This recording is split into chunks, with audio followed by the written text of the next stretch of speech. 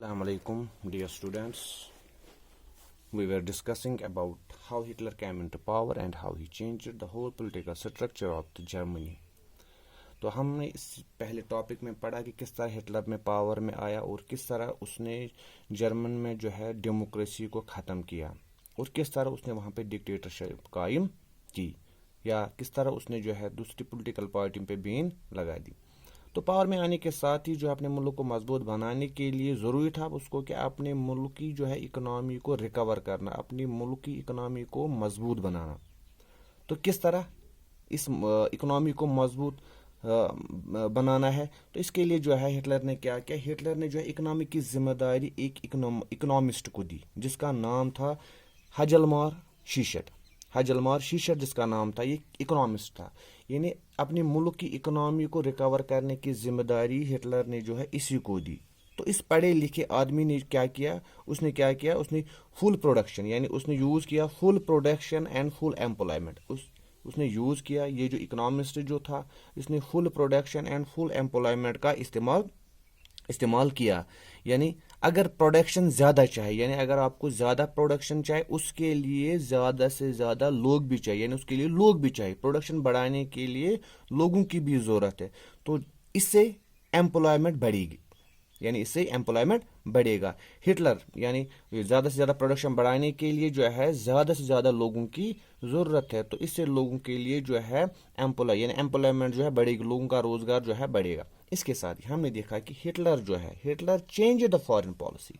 Hitler जो है उसने जो है फॉरेन पॉलिसी अपनी जो है वो बदल दी, वो चेंज की। हम फॉरेन पॉलिसी उसने जो है इस पॉलिसी की चेंज करने से हमने देखा कि हाँ बहुत ज़्यादा जो है फ़ायदा हुआ, उनसे उसको बहुत फ़ायदा हुआ, यानी फॉरेन पॉलिसी चेंज करने से हिटलर को बहुत ज़्यादा फ़ायदा हुआ। तो in 1933 no more League of Nation, हम यानी हमने देखा कि फर्स्ट वर्ल्ड वॉर ख़त्म होने के साथ हमने देखा कि दुनिया को रियलाइज़ हो गया कि फिर से ऐसी जंगें नहीं होनी चाहिए, ऐसी तबाहियाँ नहीं होनी चाहिए। हम कोई ऐसी इंडिपेंडेंट ऑर्गेनाइजेशन बनाएंगे, इंटरनेशनल ऑर्गेनाइजेशन बनाएंगे जो दुनिया को बचाएगी इस तरह की जंगों से, जो दुनिया में अमन कायम करने में अपना रोल अदा करेगी, जो दुनिया को बचाएगी जंगों से। हाँ, तो यहाँ पे हमने देखा है कि लीग ऑफ नेशन जो है बनाई गई जो फर्स्ट वर्ल्ड वॉर के ख़त्म होने के साथ ही हम, तो इसका मेंबर जो है जर्मनी भी इसका मेंबर था। तो हिटलर ने क्या किया, हिटलर ने 1933 में क्या किया, उसने अलग किया। हाँ, उसने अपने आप को इस लीग ऑफ नेशन से हट गया। तो यानी लीग ऑफ नेशन जो है जिस तरह हम देखते हैं कि उस टाइम ये लीग ऑफ नेशन जिस तरह आज हम देखते हैं UNO United Nation of Organisation जो दुनिया में जो है एक इंटरनेशनल ऑर्गेनाइजेशन जो आज हम देखते हैं आज हैं, तो इसी तरह पर हमने देखा उस टाइम लीग ऑफ नेशन थी। हम तो हिटलर ने क्या किया, उसने अपने आप को इससे अलग किया, यानी अब वो इसका मेंबर नहीं रहा। हाँ, तो इसके साथ ही हमने देखा है कि इन 1936 हिटलर ऑक्यूपाइड ग्रीनलैंड। हम तो हमने देखा ये ग्रीनलैंड जो है इससे छीना गया था। यहाँ इस पे इससे पहले कब्जा किसका था, हिटलर जर्मनी का कब्जा इस पे था। हमने देखा कि हिटलर ने जो है 1936 में जो है ग्रीनलैंड पे जो है वापस कब्जा जमा लिया। तो इसके 1938 में हमने देखा ऑस्ट्रिया और जर्मनी जो है ये मिल गए, एक साथ मिल गए और उन्हें एक नारा दिया, उन्हें एक स्लोगन दिया, one people one empire and one leader, उन्हें नारा दिया। हम इससे हमने देखा कि हिटलर का पावर जो है वो बढ़ता जा रहा था। यानी दो कंट्रियां मिल गई। हाँ, एक था इसमें ऑस्ट्रिया और जर्मनी। तो 938 ऑक्यूपाइड सुडेटनलैंड, हमने देखा कि हाँ फिर हिटलर जो है जर्मनी स्पीकिंग पीपल यानी सुडेटनलैंड जो है वहाँ पे कौन से लोग थे, जो जर्मन स्पीकिंग लोग जो थे, हम उसकी तरह बढ़ा और उस पर भी कब्जा जमा लिया। अब हम बात करते हैं कि कैसे सेकंड वर्ल्ड वॉर शुरू हो गया। हाँ, सेकंड वर्ल्ड वॉर कैसे स्टार्ट हो गया, अब हम इसकी बात करते हैं। तो हमने देखा कि हम 1939 में यानी सितंबर 1939 में हमने देखा कि हम जर्मन जो है हिटलर जो है उसने जो है पोलैंड पे हमला किया और उस पे कब्जा किया। तो ये जो है ये शुरुआत है, ये बिगिनिंग है फर्स्ट वर्ल्ड वॉर की। यानी सितंबर 1939 में जब हिटलर ने हमला किया पोलैंड पे, तो ये शुरुआत। क्यों ये शुरुआत है, کیونکہ ہم نے دیکھا کہ اس کے ساتھ جب اس نے اس پہ حملہ کیا اس سے جنگ چھڑ گئی جرمنی کی فرانس اور انگلینڈ کے ساتھ، فرانس اور انگلینڈ کے ساتھ اس سے جنگ چھڑ گئی. یہی سے جو ہے ورلڈ وار سیکنڈ کی شروعات ہوتی ہے.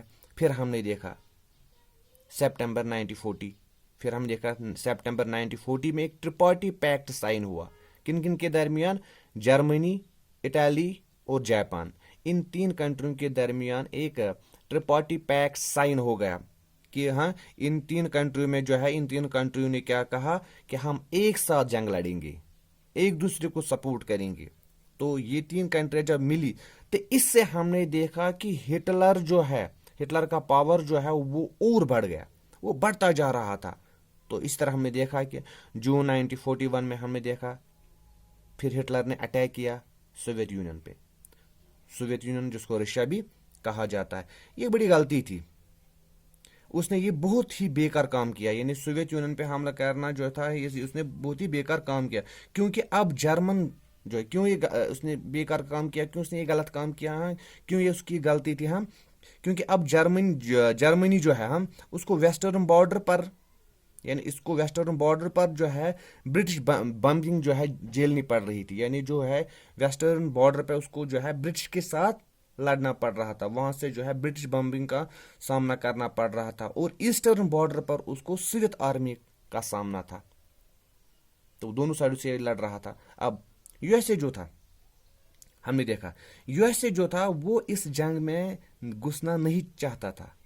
وہ نہیں چاہتا تھا کہ جس طرح فرسٹ ورلڈ وار میں جو اکنامک کرائسس کا سامنا اس کو کرنا پڑا، پھر سے ویسی ہی سچویشن کا سامنا، ویسی ہی کرائسس کا سامنا اس کو کرنا پڑے. ہاں تو اس وجہ سے وہ اس جنگ سے دور رہنا چاہتا تھا، وہ اس جنگ میں کودنا نہیں چاہتا تھا.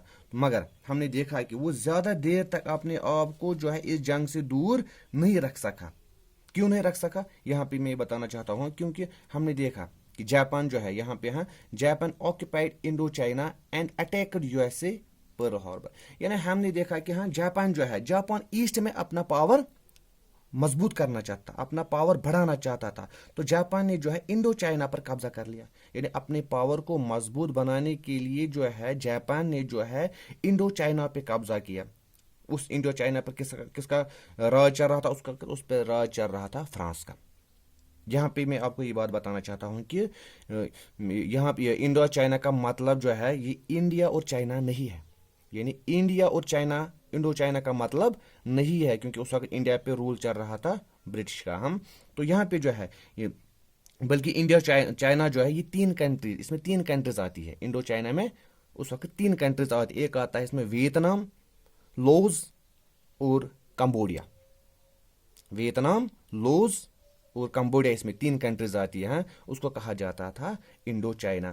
تو جاپان جو ہے، جاپان نے جو ہے انڈو چائنا پر قبضہ جما لیا. پھر یو ایس اے کی نیول بیس جو ہے پر اٹیک کرنے کی سوچنے لگا. اب جو یو ایس اے کی نیول بیس جو ہے اس پہ حملہ کرنے کے بارے میں جو ہے اب جاپان سوچنے لگا. تو جاپان نے کیا کیا؟ جاپان نے یو ایس اے کی پرل ہاربر پر اٹیک کر دیا. اس نے پرل ہاربر پر اٹیک کیا. اس کے بعد ہی ہم نے دیکھا یو ایس اے پہ جب یو ایس اے کے جو پرل ہاربر پر جب حملہ ہوا تو یو ایس اے کے اس اٹیک کے ساتھ ہی جو ہے ہم نے دیکھا کہ 8 سپٹمبر ہم نے دیکھا، یعنی 8 سپٹمبر 1941 میں ہم نے دیکھا کہ یو ایس اے نے اس جنگ میں انٹری مار دی. تو ہم نے دیکھا کہ وار جو ہم نے دیکھا یہ سیکنڈ ورلڈ وار جو ہے جو مئی 1945 میں ختم ہو گیا. مئی 1945 میں جو ختم ہو گیا تو یہ جنگ کیسے ختم ہو گئی؟ دو چیزوں کے ساتھ ختم ہو گیا.